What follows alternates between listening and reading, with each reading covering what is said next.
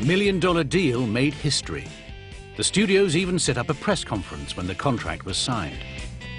Elizabeth Taylor had become the highest-paid star in the world. She went on to film Cleopatra in London, which was madness in itself, because film set in Egypt and Rome, and they're filming in London. Where the hell are they going to get the weather from to start with?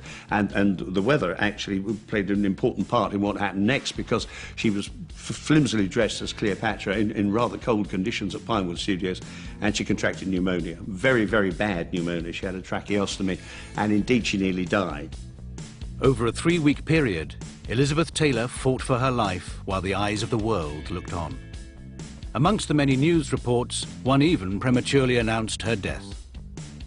My agent, Jay Cantor, called, and he said, Elizabeth has been taken very ill. She's been rushed to the hospital. She's not expected to live. So I want you to stay by the phone all day, because if she dies, you're going to have to take the night plane to London, and they're going to put you in her costumes, and they're going to start shooting with you. I said, that's terrible. How awful. I don't want her to die. I mean, and I would just feel so dreadful. He said, look, honey, that's showbiz.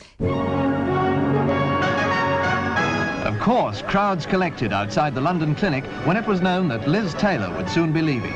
They waited hours to see her and to film the scene. And what an amazing scene it was when she was brought out in a wheelchair. Everyone knows the story of her very grave illness, and now there were so many well-wishers crowding round, it was an impossible job getting her to the roles. Soon after her recovery, the next Oscars were announced. Again, Elizabeth was in the running for Best Actress for a film she'd made the previous year, Butterfield 8. There was a groundswell of public sympathy for her for having survived, which she thinks, and a lot of other people think, accounted for the fact that she absolutely walked away with the Oscar for Butterfield 8. Things move to a climax as all eyes are on Yul Brynner and the Best Actress of the Year award. Elizabeth Taylor. Convalescing from her recent grave illness, Elizabeth Taylor receives a prolonged accolade from the audience. It's a popular choice, an Oscar for the beauty who is a winner after 4 successive tries. In Butterfield 8, she plays an alcoholic prostitute, a role that Elizabeth was initially reluctant to take.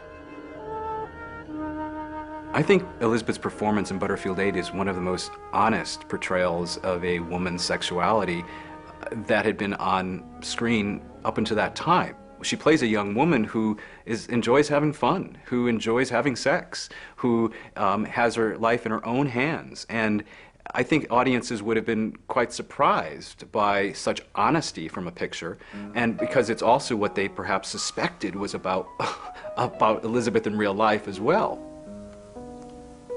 Can I help you with anything? Elsewhere? And after she got the Oscar for Butterfield 8, she went back to filming Cleopatra, which now, very sensibly, they moved to Rome. And the cast had changed. Originally, Peter Finch was supposed to play Mark Antony, but he'd had to drop out because of other commitments, and so Richard Burton came in. You will kneel. I will what? On your knees. You dare ask the proconsul of the Roman Empire? I asked it of Julius Caesar. I demand it of you.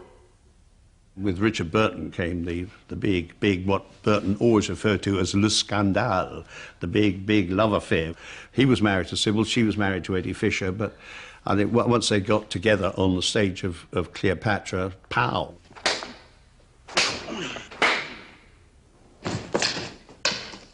When they met, she said she saw him for the first time. He had a terrible hangover and his hand was shaking, and she found this endearing. But then when they did their kiss, their first kiss, the director had to say, "Okay, it's time for lunch. Can you stop that now?" They wouldn't stop the kiss. It was obvious to everyone on the set that these two people were falling in love, that the chemistry between them was so thick, and they would disappear. They'd turn, where are they? They're not here to shoot this scene while they're off in the dressing room together. I was very young when they were together, but I do remember seeing them together quite a lot. I think Burton felt that to have the most beautiful, glamorous woman in the world showering her passion on you was just completely intoxicating. He couldn't do anything about it. It hit him like a ton of bricks. Beginning with tonight, You must never envy Caesar or anyone, anything again. Richard Burton and Elizabeth Taylor were the two most extraordinary people that I ever met. I think she found in him a match, and Richard loved being the one who was adored by the one and only Elizabeth. It didn't take long for the press to get wind of the adulterous affair. Again, Elizabeth found herself at the center of a scandal. Elizabeth Taylor and Richard Burton didn't apologize for falling in love, and that's what made them so different. And that's what made them so subversive in some ways, and it frightened a lot of people. The Vatican called them moral vagrants, and they were denounced in the halls of Congress and in Parliament. And it was this sense that they were flouting the very rules of society. I remember the first picture that I saw was on the cover of an Italian magazine called Novella 2000, and it was Elizabeth and Richard lying on a yacht together. Apparently, they could not go anywhere without the paps there. 2 years after finishing Cleopatra, the pair finalized their divorces and married in March 1964. Everybody was fascinated by them, and on their own they had been, but together there was just something. They were just this wonderful double act of a sort of moody and poetic, sort of literary Shakespearean actor and this tempestuous Hollywood goddess. They became the template for the modern celebrity now. Their lives were no longer protected, and they had to have an entourage to protect them, and everything they did became public knowledge.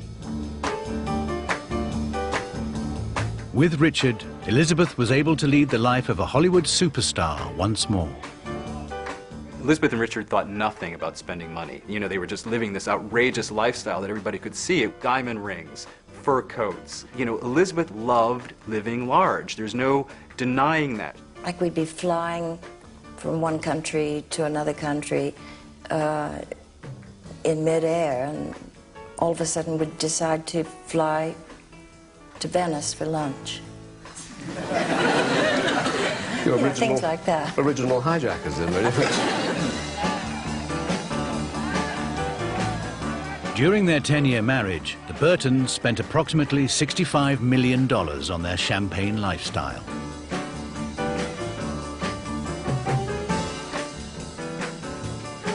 Richard showered Elizabeth with jewelry, and his first big purchase was the famously flawless Krupp diamond. Elizabeth Taylor, here with Noel Coward, is the bride's godsister. She was wearing that ring. Richard rang me up and said,